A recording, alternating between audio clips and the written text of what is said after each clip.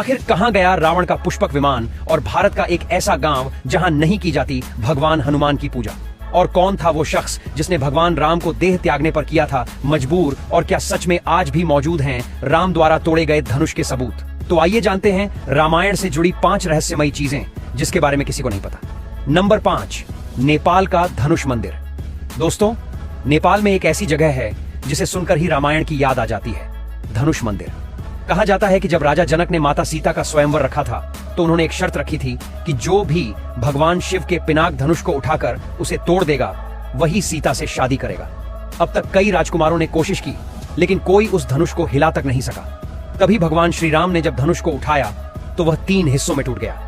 एक हिस्सा आकाश में चला गया, दूसरा धरती में समा गया और तीसरा यही नेपाल के इस धनुष मंदिर में गिरा। आज भी लोग मानते हैं कि इस जगह पर वही टूटा हुआ हिस्सा मौजूद है और हर साल यहां बड़ी संख्या में लोग पूजा करने आते हैं। नंबर 4, रावण की मृत्यु के बाद क्या हुआ? अब बात करते हैं रावण की कहानी की, जिसने अपनी शक्ति और अहंकार के चलते भगवान श्री राम से युद्ध किया। रावण के पास पुष्पक विमान था जिससे वह माता सीता का हरण करके लंका ले गया था। लेकिन जब श्री राम ने लंका पर विजय पाई और रावण का वध किया तो सवाल उठा, उस पुष्पक विमान का क्या हुआ? कहा जाता है कि भगवान श्री राम ने उस दिव्य विमान की पूजा की और उसे उसके असली मालिक रावण के भाई कुबेर को लौटा दिया। कुबेर धन के देवता थे और वही विमान के पहले स्वामी भी थे, इसलिए राम ने धर्म का पालन करते हुए उस विमान को वापस सौंप दिया।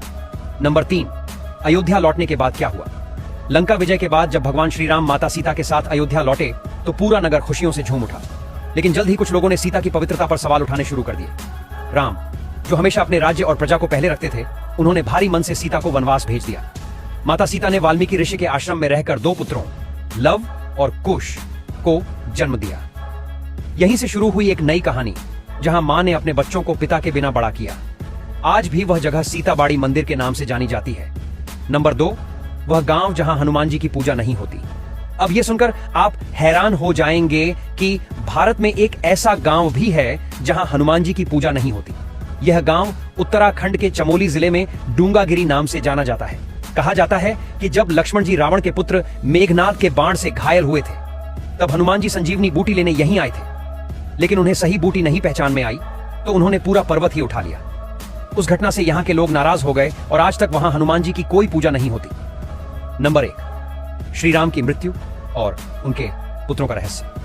इतिहास में बताया गया है कि भगवान श्री राम के 2 पुत्र थे, लव और कुश। लव ने लवपुरी नामक शहर बसाया जो आज पाकिस्तान का लाहौर शहर कहलाता है।